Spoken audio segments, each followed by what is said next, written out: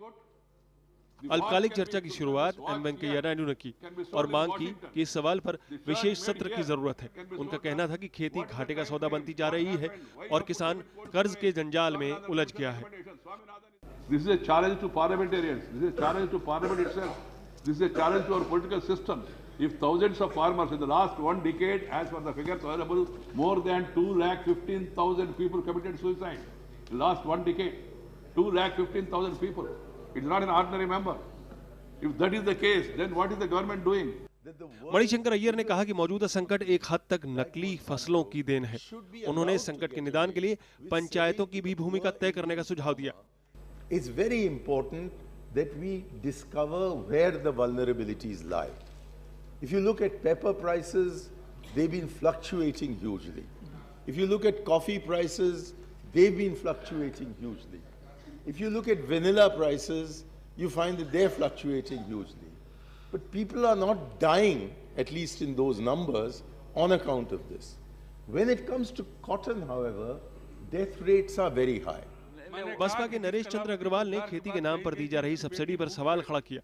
वहीं माकपा के मोइनुल हसन ने कहा कि किसानों की आत्महत्याएं खेती की लगातार अनदेखी का परिणाम है। हमारे यहाँ एक किसान एक ट्रैक्टर ले ले, 12.5 एकड़ की लैंड की सीलिंग है, 12.5 एकड़ की लैंड सीलिंग पे एक किसान 5 लाख रुपए का ट्रैक्टर लेकर, आप सोचिए वो खेती भी कर ले, ट्रैक्टर की किस्त भी निकाल दे, अपना घर भी चला ले, बच्चों को पढ़ाई भी करा दे, ये इम्पॉसिबल है, ये संभव नहीं है, इकोनॉमिकली संभव नहीं है। In Kerala, situation becoming worsen day by day.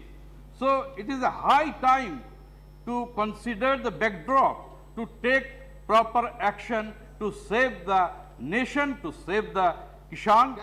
JDU के शिवानंद तिवारी ने कृषि मंत्री शरद पवार पर ही सीधा निशाना साधा। इस देश की जो कृषि नीति है, और कृषि नीति ही नहीं, इस देश की तमाम नीति जो है वो वर्ल्ड बैंक के इशारे पर चल रही है, वो आईएमएफ के इशारे पर चल रही है।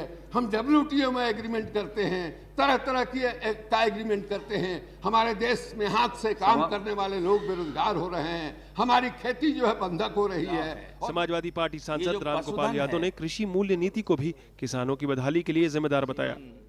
तो मेरा सुझाव है कि जब किसान की खेती की फसल बोने और काटने का वक्त हो, उस वक्त उतने दिनों मनरेगा को या तो सस्पेंड कीजिए या फिर कोई और ऑल्टरनेट व्यवस्था कीजिए। किसान को कहीं कोई मजदूर नहीं मिल रहा है और कोई काम किसान नहीं कर पा रहा। इस चर्चा में सीपीआई, अकाली दल, अन्ना द्रमुक और शिवसेना के सांसदों ने भी हिस्सा लिया।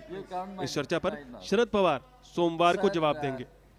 राज्यसभा में आज खेतीबाड़ी के संकट को लेकर बहुत ही सार्थक बहस हुई, जहां कई सदस्यों ने सरकार को घेरा, वहीं दूसरी ओर सार्थक समाधान भी प्रस्तुत किया। अरविंद कुमार सिंह, राज्यसभा टीवी, दिल्ली।